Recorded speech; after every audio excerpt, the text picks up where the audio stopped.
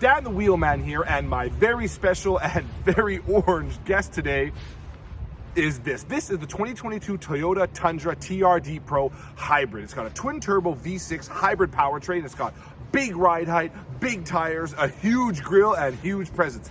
And if you ever want to stand out on a gray day in Vancouver, then this is the truck for you.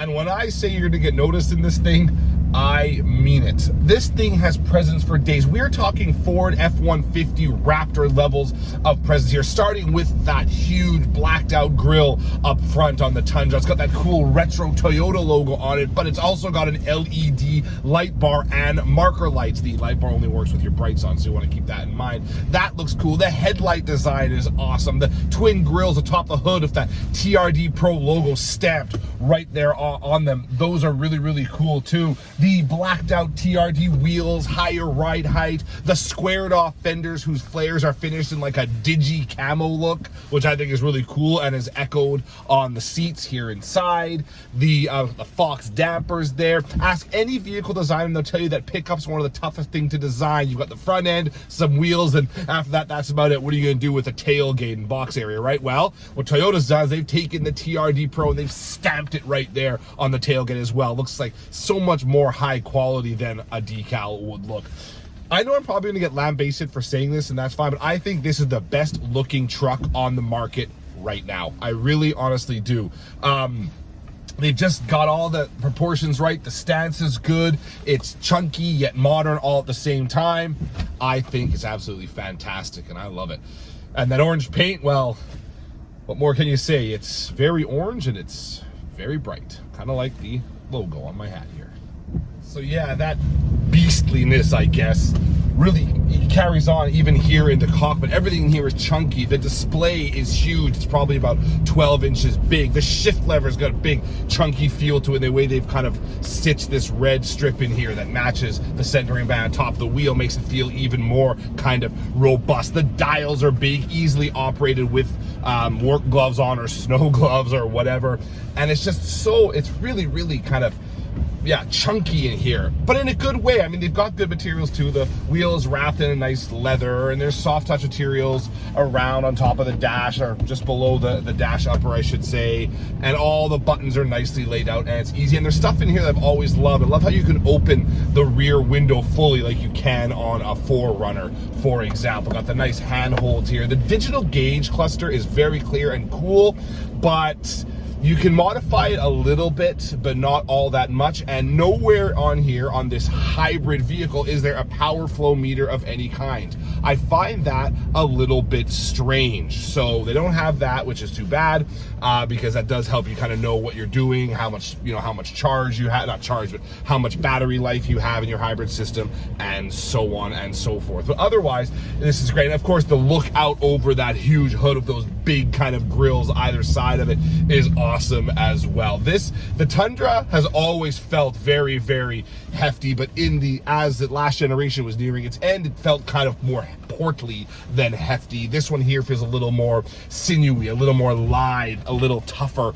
and that's cool. And then there's the great detailing. I talked briefly about the red centering band, the big Toyota lettering here on the dash. The steering wheel's nice and thick and somewhat flat bottomed, it seems. Maybe not, but it kind of looks like it. Very, very some weird weird kind of sporty touches in here as well, but you've got the tough truck stuff too. Just talking about the size of the Tundra's infotainment system screen doesn't do it justice. This is a really big step up over the previous generation Toyota infotainment. Now that's not saying much because it was quite far behind, both in terms of graphics, in terms of responsiveness and all that kind of stuff. So it's not hard to go up from like notch 0 or 1, but nevertheless they've done a really good job here. CarPlay is wireless, Android Auto is as well, I believe, or you can do it wired if you prefer. I've got wireless charging in here, and you've got this nice big display. It's got the whole CarPlay, the whole screen, and you can easily swap between your native interface and your CarPlay interface, which is great. Even their native interface has gotten better. It's faster, it's more responsive, it's sharper, it's more intuitive. I think it's really quite good. The only thing is there aren't a huge amount of different displays or features in here. You really got your navigation, your infotainment, your phone, your car, and so you can play with the settings a little bit as well, but there isn't a huge amount of data here, I guess. You got some in your, of course you've got a bunch in your gauge cluster, but anyway. It's also got one of the best parking cameras I've experienced in recent memory. You hit reverse and you've got, this is great, but then you could also change the views. Look at that. You can see a wide angle view looking forward, side looking, so this way you don't want to, if you want to clip your rims on the curb, although with these high profile tires you're not going to clip your rims on anything but the highest curbs out there.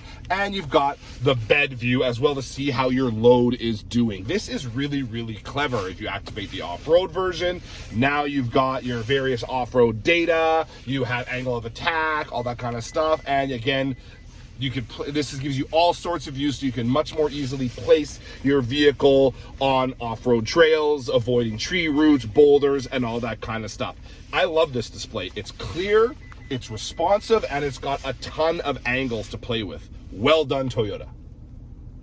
Comes well equipped in here too. Dual zone climate control, leather seating, heated and cooled seats to 3 levels. Great storage. It's got this storage bin that's kind of double tiered in that you can either open the whole lid or just slide back a smaller door to access your most important item. I think that's kind of cool. What I'm less enamored with when it comes to storage bin is I'm not sure why they've got the bottom of it looking like that infinite stairs or that impossible stairs drawing. It's not a flat load surface down there. There's like 3 different levels, and I guess that could help you divide up the storage bin, which is quite large, but I don't know if that's really going to be made that much use of, to be honest. Rather than just have a flat floor in there, load everything in, be on my way. But that's me. So it's well equipped in here. The only thing it doesn't have, and I understand why it's done that way, but it does not have any storage underneath the rear seats. The non-hybrid Tundra, which I've also driven, does. Since this has all this hybrid running gear though, they have to put all that somewhere, so there's no storage underneath the rear seats, which I guess is a bit of a shame. Otherwise, you've got plenty of cup holders in here, both front and back, and lots of space. This being the TRD Pro version of the Tundra, it only comes with a 5.5-foot bed. Other Tundra models come with a longer bed, of course, but this is the off-road model, and the longer bed gives you a longer wheelbase, means a bigger turning radius, which is not what you want on tight off-road trails. The way you access the bed, or the way you open the tailgate anyway, though, is actually quite smart. In the tailgate house, or the taillight housing here, you have this button, and that pops open your tailgate. Very, very smart stuff. This way, if your hands are full of gear, you can kind of just elbow it open, or kind of hip check it open if you want, and you don't be standing behind your tailgate as it opens to open it. That is really smart. Now, I don't mind that you only get the one bed length in the TRD Pro. I understand why that makes sense. There isn't all that much going on within the pickup bed here. You've got lights on the walls and one on the back of the cab there. You've got a 400-watt outlet. That's about it. There's no cleats. There are some titles. There's no cleats. There's no supplementary storage in the bed walls. Nothing like that. Compared to the F-150, whose tailgate alone has a ruler on, a place for your iPad, a place for your iPhone, a place for your coffee, a place for your, pencil crayons, a place for your whatever, this doesn't really have all that much. There are some sort of cup holder areas here, but that's about it. So not like a super functional bed compared to some of the competition, but I do love the way you open that tailgate. It's very smart. And then there's the power. That's 437 horsepower and 583 pound-feet of torque from a twin-turbo V6 hybrid. Pickup people will know that's the same spec you get from a Ford F-150 Power Boost, but this has more power and torque than that truck does. They both have 10-speed automatic transmissions, though. The acceleration here is good, and it sounds good too. It sounds like a V8. Honestly, it really does. It sounds like a V8. It's not a V6, and that's really cool. And forward progress is quick. Is really, really quick. You can even use manual mode if you want here. Shift down with the shift lever if you want to do that. Probably more for off-roading than on the highway here, but you know, still kind of cool to have. Plus, it's kind of like a T-bar style shifter a little bit here. Well, not really, but kind of feels like it. But yeah, this is a big, fast truck, but of course you've got the higher ride height and all that, so it is a little bit wafty through the turns. And I'm getting 17.4 liters per 100 kilometers here. Now, I do have a bit of a heavy foot, I'll admit it. Toyota claims, I think, somewhere around 12.5 liters per. All that extra TRD stuff, the big tires and the kind of higher heavy-duty suspension, roll bar, higher ride height, that affects the aero of this vehicle, and it adds weight too, so you're not going to get quite the same fuel economy as you're going to get without all that stuff on it. The only way to get a TRD Pro, though, is with the hybrid. You can get some hybrid Tundras that aren't TRD Pro spec, better fuel economy, but if you want a TRD Pro, it's got to be a hybrid, which is actually okay because the hybrid powertrain is a good one. Doesn't feel like you're driving a hybrid, and as I mentioned before, though, you can't really tell you're driving a hybrid visually either because there aren't any gauges on here telling me about that. There's no power flow meters, nothing like that. I don't know, but I do have power. I do have drive modes. So, you know, sport drive mode, which actually makes sense considering how quick this truck is, and it is quick. But you do have to be careful, though. These are off-road tires.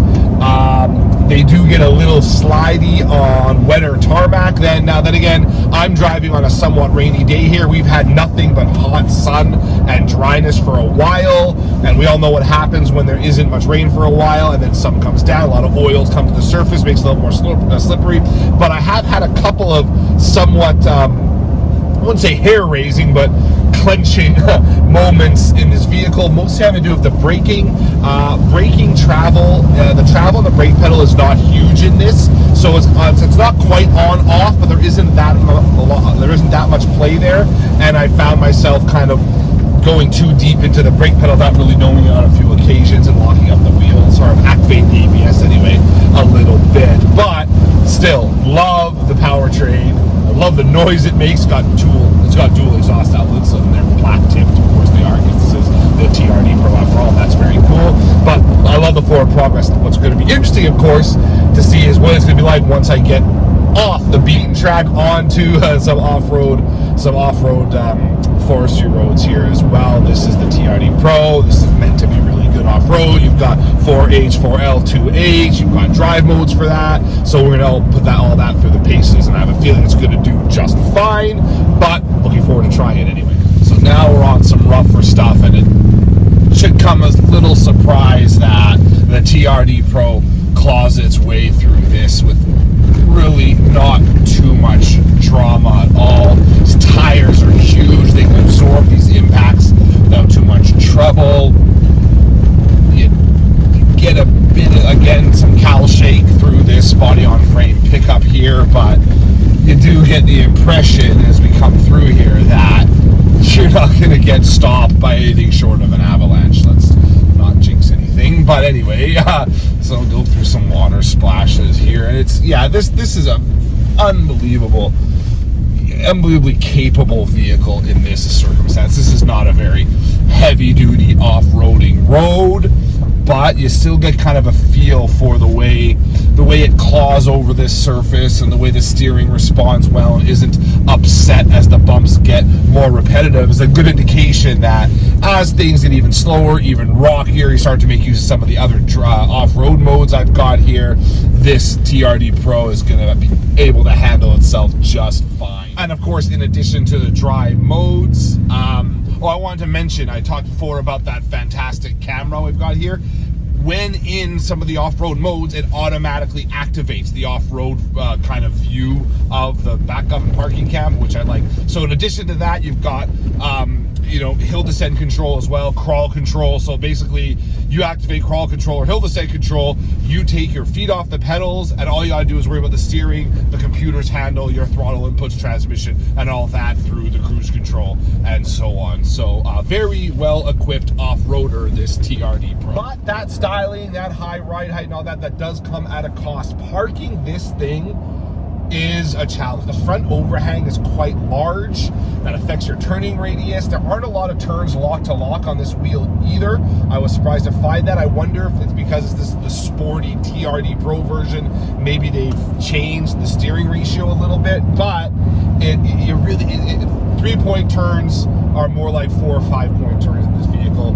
That's for sure. It really does park big, and that's not something you necessarily want from a pickup or any vehicle you might be driving. You gotta watch those front wings, make sure they're not swinging into a car ahead of you in parallel parking or in a tight parkade. You gotta be careful because turning radius is large on this, and it has taken quite a lot of getting used to. In fact, it was to the point where I actually had a woman tell me after I finished parking, wow, you're a really good driver. And I'm not sure if she said that because she could tell how huge this vehicle was, and I managed to kind of like, I guess, shoehorn it into this spot I was parking in. But the bottom line is it does take some effort when it comes to parking. But since the view out is so good, the mirrors are nice and big, all the windows around me are huge, getting in out of traffic is not as bad as I think it would be after the issues I had parking in. So that's, I guess, you know, a couple points back for the Tundra when it comes to, you know,